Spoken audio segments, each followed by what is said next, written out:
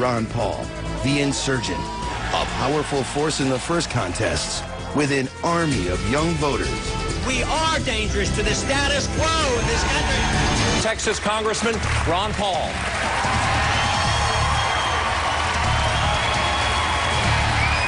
Thank you very much. It's great to be here tonight. I'm a congressman from Texas. I've been elected for 12 times, and also I practiced OBGYN for a 30-year period.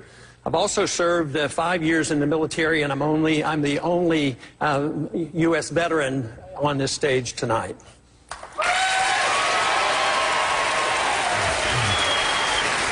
I think too often all of us are on the receiving ends of attacks from the media, and it's very disturbing because sometimes they're not based on facts, and we suffer the consequences. You know, sometimes it reminds me of this idea of getting corporations out of running campaigns, but what about the corporations that run the media? I mean, they're always in charge. And I think our responsibility, since sorting facts and fiction, the people have to sort this out, but I think setting standards are very important, and I'm very proud that my wife of 54 years is with me tonight. We're in a state with 9.9% unemployment. And Jane asked this question. List 3 or more specific programs that will put American people back to work. Congressman Paul, I want to begin with you. Do you believe we need specific federal programs to put the American people back to work? Well, most of the things the federal government could do to get us back to work is get out of the way. I'd like to name. I'd like to see the federal government have a sound currency. That creates a healthy economy. I would like to see massive reduction of regulations. I would like to see income tax reduced to near zero as possible. And that is what we have to do. We have to get the government out of the way. We have to recognize why we have unemployment. And it comes because we have a deeply flawed financial system that causes financial bubbles. The bubbles burst and you have the unemployment. Now, the most important thing to get over that hump that was created artificially by bad economic policies is to allow the correction to occur. You have to get rid of the excessive debt. You have to get rid of the malinvestment. And you don't do that by buying the debt off the people who were benefiting from it. So we, the people, shouldn't be stuck with these debts on these mortgage derivatives and all. We need to get that behind us, which means the government shouldn't be doing any bailout. So most of the things to improve the environment is getting the government out of the way and enforce contract laws and enforce bankruptcy laws. Let's stay on the economy and let's stay on the South Carolina experience all you gentlemen have had. As you know, and as this audience reflects, this is a state incredibly proud of its military tradition and incredibly proud of its veterans.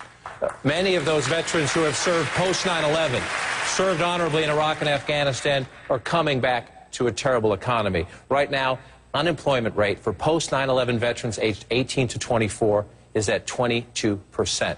Congressman Paul, to you first, sir. Should the federal government be specifically targeting that part, or veterans coming back saying the unemployment rate is so high among that subgroup that the federal government should offer a tax incentive to employers or take other steps to help them, to incentivize the economy, to help them get jobs? To some degree, but you really want to make the environment, the economy healthy for everybody and not designate special places. But to help them out to come back is probably necessary on some occasions now.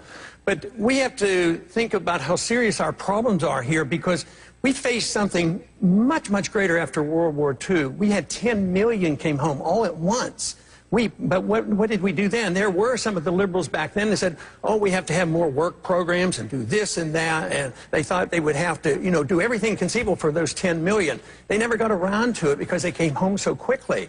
But you know what the government did? They cut the budget by 60%. They cut taxes by 30%. By that time, the debt had been liquidated, and everybody went back to work again. That you didn't need any special programs. So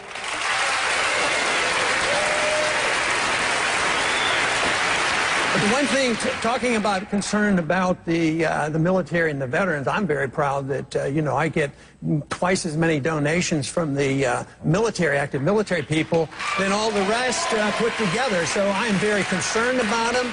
I think where the real problem is we can create a healthy economic environment if we did the right things. But where the veterans really deserve help, both as a physician and as a congressman, is the people who come back and aren't doing well health-wise. They need a lot more help. We have an epidemic now of suicide of our military coming back. So they need a lot of medical help, and I think they come up shortchanged. They came up shortchanged after Vietnam War, Persian Gulf War, and even now. They don't get care from the Veterans Administration. I think we all agree. Let's turn now and take a question from down in our audience tonight. Go ahead, sir. My name is Sonny Cohn. I'm from Sevier County, Tennessee. My question to any of the candidates is, do any of you sincerely believe that Obamacare can either be repealed or reversed in its entirety? Congressman Paul, you have the floor. Do you trust these men to repeal Obamacare? Thank you.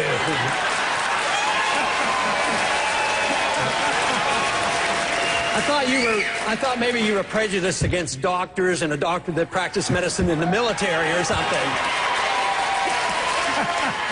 No, I want to address the question. The gentleman asked whether he thinks we can repeal Obamacare. Theoretically, we can. The likelihood isn't all that good. We can diminish some of the effect. But I'm more concerned about a bigger picture of what's happening, and that is government involvement in medicine. I had the privilege of practicing medicine in the early 60s before we had any government. And it worked rather well, and there was nobody out in the street suffering with no medical care. But Medicare and Medicaid came in, and it just expanded. But even when we had the chance to cut back on it, when we had a Republican Congress and a Republican president, we gave him prescription drug programs. Senator Santorum supported it. You know, that's expanding the government. So it's endless, and most of them are bankrupt. Prescription drugs, they're not going to be financed. Medicare is not financeable. Medicaid's in trouble. But nobody talks about where the money's going to come from. Now, even in my budget proposal, which is very, very tough because I'm going to cut $1 trillion the first year, but I try to really, even though these programs should have never started, but a lot of people are dependent on, I want to try to protect the people who are dependent on medical care. Now, where does the money come?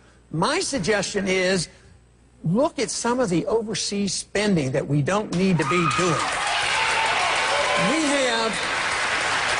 We have troops in Korea since the Korean War, in Japan since World War II, in Germany since World War II. Those are subsidies to these countries. And we keep fighting these wars that don't need to be fought. They're undeclared. They never end.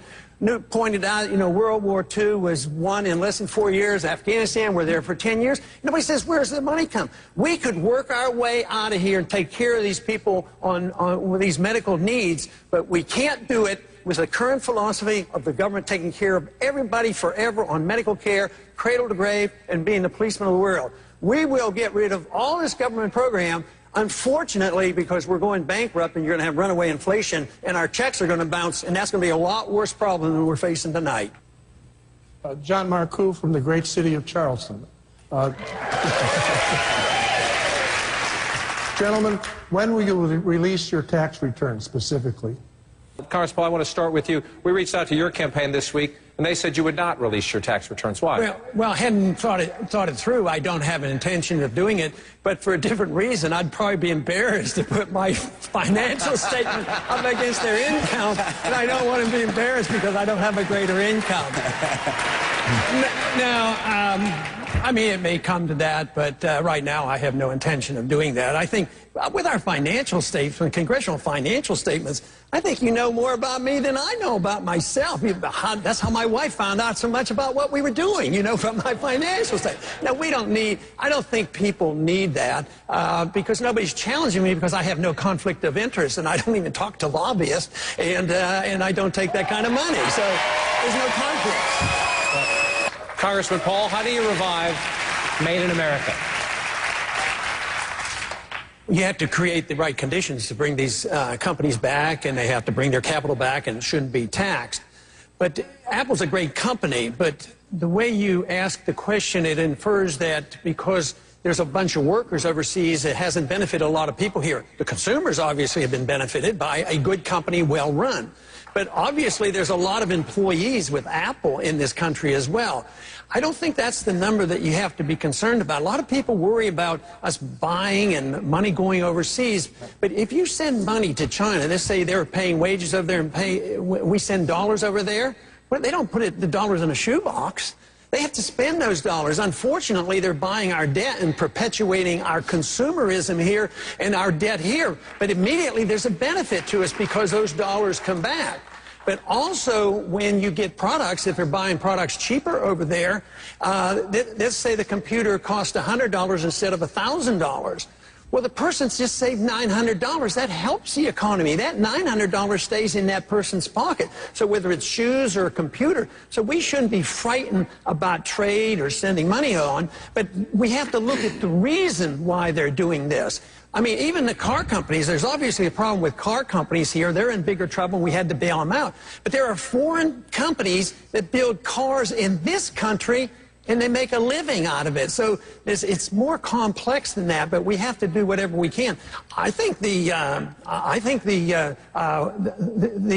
union problem, the right-to-work states, and of course I've chided Senator Santorum on this because he has voted, you know, against right-to-work. But we have to change these conditions to invite people back. But believe me, the regulations and the fact that we are the issuer of the reserve currency of the world is a real temporary blessing for us because it's easy for us to export our money. That's, unfortunately, our greatest export, and they're still taking our money. Soon, though, they're going to quit, and this whole ball game is going to end, and we better get prepared for it.